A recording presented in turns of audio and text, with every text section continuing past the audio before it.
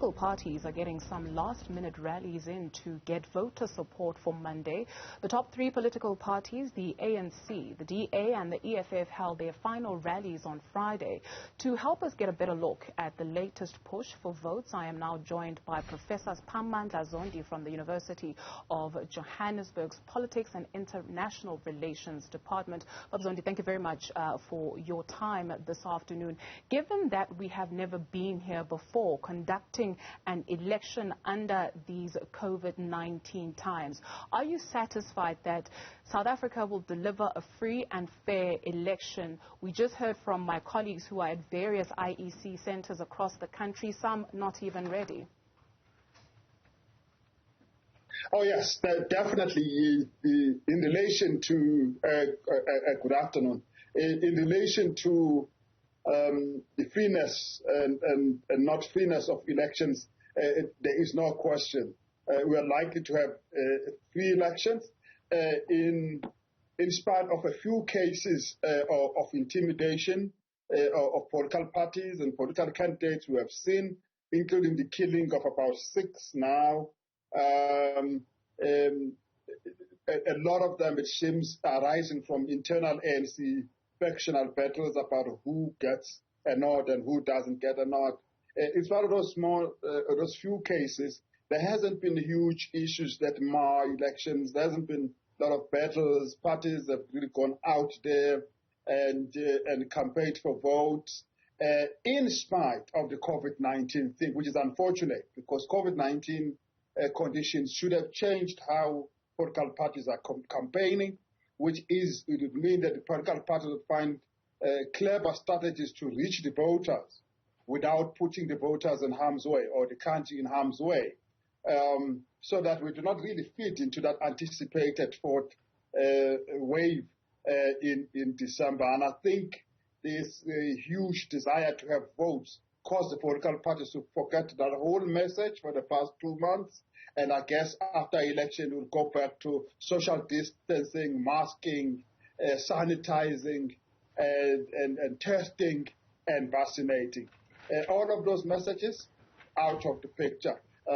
Political parties not even campaign on COVID-19, on how we could better respond to it.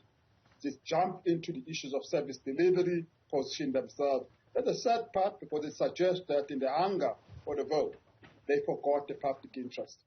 I would like for us to pick up on those two issues you mentioned, right? So the strategies and communication of these political parties, as well as the political killings and infighting. Speaking to my colleague in KwaZulu-Natal, the IEC, indicating that, you know, they're going to beef up police visibility as there are some areas of concern. This infighting by the ANC, particularly that we saw in KwaZulu-Natal, just how much will that cost the party in that province, if at all? It definitely is going to benefit independence. There will be not more independence that we would have expected, simply because of candidates that felt hard done by the internal ANC processes and then decided to go independent. There are a number of cases, quite a number of cases, where the independent may actually be more popular than the party. This is a troubling one from a strategy point of view for the ANC, because the ANC strategy has been to use the brand of the party and use it to protect its current power and increase its power. What do we mean? It is why it will organize the top leadership of the ANC that represent the brand of the ANC, not the local situation, not the local leaders, to come and descend amongst every area, every region of South Africa and say, vote for the ANC, without actually saying vote for this candidate because this candidate is good for 1, 2, 3, 4, 5. So they had a brand-driven strategy. Secondly, they had a nationally centrally-driven strategy for election. And thirdly, it has been a message that says we admit some things have gone wrong, but this time we're committing to do better, which is very similar to how they actually ran it in 2016. Now, when there are ANC people who are fighting and all of this, it creates a cracks in that brand that we are using to pursue the vote. That could be a major difficulty that might arise for the ANC. But certainly, as Minister Prof Siphamandla Zondi said 2 days ago, the ANC has to find better ways to resolve this internal wrangling so that it does not undermine its message. But some might say it is necessary. It's part of the maturing of the ANC itself, maturing of democracy, that some would get out of the ANC and run on independent, may partner with the ANC after elections, or may partner with others in the election. But the greater the choices for people, the better. So there is a lot to learn out of that. Let's take a look at political party messaging. For the purpose of this discussion, we'll only look at a few. Let's start with the UDM. Their manifesto, slippery slope rather, since 1994. The disgrace continues, promising the development of local economies, taking a particular look at rural economies, clean governance, water and sanitation and electricity. Will this be enough to appeal to people, particularly in rural areas? Yes, there are two things that have tended to drive political messaging and political communication by parties during elections. It seems to me one has been a sense of where they think the opportunity is, the voters to cultivate, and then they tune their messages in that direction, which is why you would see the UDF has identified that its traditional base in the rural areas and in the township and peri-urban areas is the one to capture, and therefore speak to them and their concerns. Their concerns has always been the ANC is in decline, things are not working. The second one is, could we have opportunities closer to where we are? And it's trying to address those because they have decided that their constituency. It will be different from the DA, for example, whose calculation is that there is a decline of the ANC, but the second thing, it needs to consolidate its own support base that has been jittery for a while now. And therefore, what then it decides to do is to attack the ANC and then attack it in a way that assuages the concerns of its constituency. In other words, speak its constituency's words towards the ANC in the hope that they will feel that they are speaking for them and then stay within them. But also realize that in order to grow, they need to grow beyond their support. Under previous leaders, in order to grow beyond their support, they would then appeal to the black voter, and they will be seen toying in the townships and all that. Under the current leadership, they don't wish to work that way. They simply say they are willing to work with the ANC. So they're appealing to that black voter that we can work together. So they're not hoping to get a vote directly, but they're hoping to build some form of coalition to the ANC after elections. So they're focusing on their own constituency. Speaking of black voter appeal, Prof, I'm curious to find out your thoughts on the Freedom Front Plus coming out straight up. They've never been confused about, where their vote lies, but coming out to say, they will not tolerate BEE. Their manifesto slogan, stop the decay, calling it black elite enrichment. You speak of black voter appeal, and I wonder whether this will appeal to some black voters who feel fed up with the system.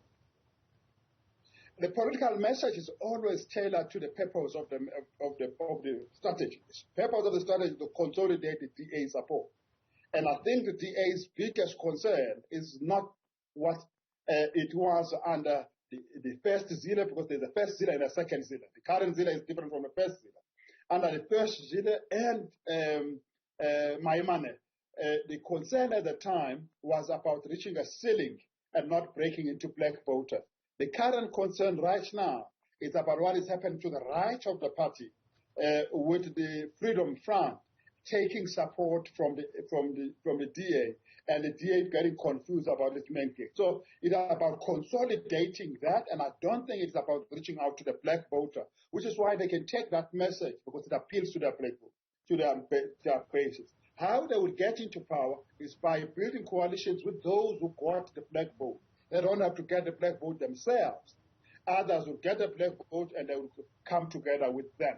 And I think that is why they would not be too worried about these issues, about the racist issues and the few controversies that have handed out of racial nature. they will not be too worried about it, as long as they speak to their constituency and keep them from the Freedom Front, which has been growing very fast. The economic freedom fighters, jobs now, land now, that has been the messaging wherever you drive across the country or wherever you walk across the country. The EFF strategy and the EFF approach and the EFF constituencies is almost identical to the ANC. So even the posture is very identical to the ANC. Again, it is about using the brand of a militant revolutionary party and using branding events like big rallies all over and using the strategy of selling the band through door to door. Those three things you find in the ANC, you find in the EFF, and the EFF and the ANC are similar. Pretty much like COPE was in 2012. The COPE has abandoned the ANC way. Now the EFF is doing that. And it is going to appeal to its support base because the support base of the EFF is the former ANC Youth League that moved with the former Youth League leaders. And that is going to work for them. But whether it enables EFF to grow its support and convince new leaders is a different story. It might still gain support from the ANC, but I don't see it growing its support in higher middle class people and such like. So the ANC will have an advantage of this ability to appeal to the grassroots and at the same time have these figures they've chose like Mbeki, like Mutlante, like Mlambo Nzuka, who are well loved by the middle class. So they're able to tap on both sides. What the EFF did differently slightly this time was to reach out to the traditional leaders, to try and reach out to the more traditional adults in black communities. And then you have Umakulu in the Eastern Cape that my colleague Malungelo Boy was speaking to, where she's conflicted. She knows that she loves the ANC, but right now that political messaging did not fall on fertile ground. Her and her household will not be voting. Interesting times we live in. Thank you very much to Professor Siphamandla Zondi from the UJ Politics and International Relations Department.